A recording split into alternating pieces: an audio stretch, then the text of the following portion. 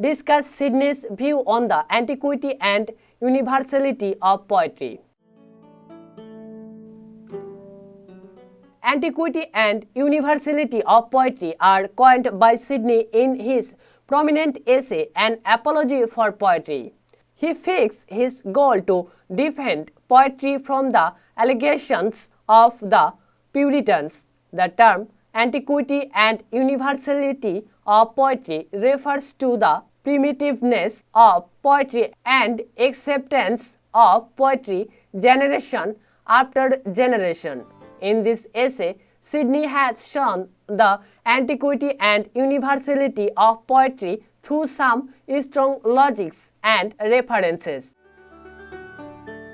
Sidney's discovery as to the antiquity and universality of poetry rests on his evaluation on different nations and their writers. In this regards, he says, in the noblest nations and languages that are known, it hath been the first light giver to ignorance and first nuts whose milk by little and little enabled them to feed afterwards the tougher knowledge.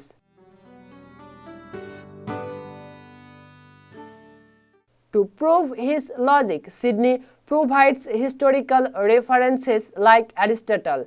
Sidney argues that the first writer of Greece like Homer, Marsyas, and Hesiod are poets. Greece cannot produce any book if there is no existence of poetry in the early stage.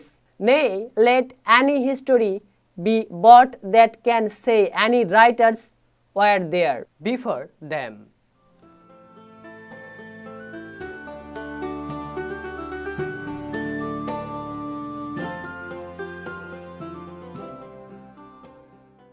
Among the Romans, Livius, Andronius, and Ennius were the first great Romans who were actually poets.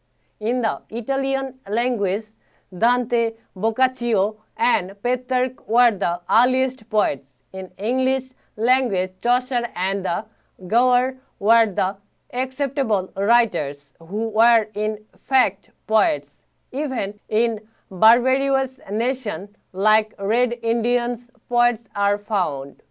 In this way, the antiquity of poetry is proven, and at the same time it is universal because the validity of the referred poets is still green.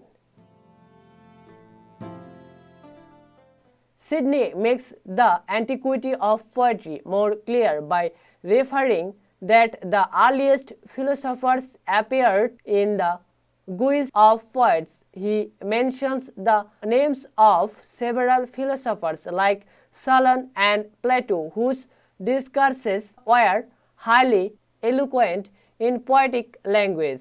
Sidney discloses the concealed mood of writing of the historians. According to him, the historians borrowed their mode of writing from poetry.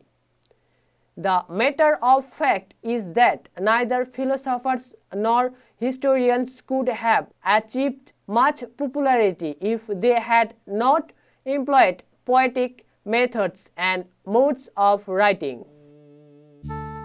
Sidney has shown the antiquity and universality of poetry, referring to theology, David Psalms, Solomon's Songs of Songs, the Proverbs, the hymns, and all the divine poetry found in the Old Testament of the Bible are in poetry. Thus, Sidney wants to say that poetry is existing from the time of Adam and Eve.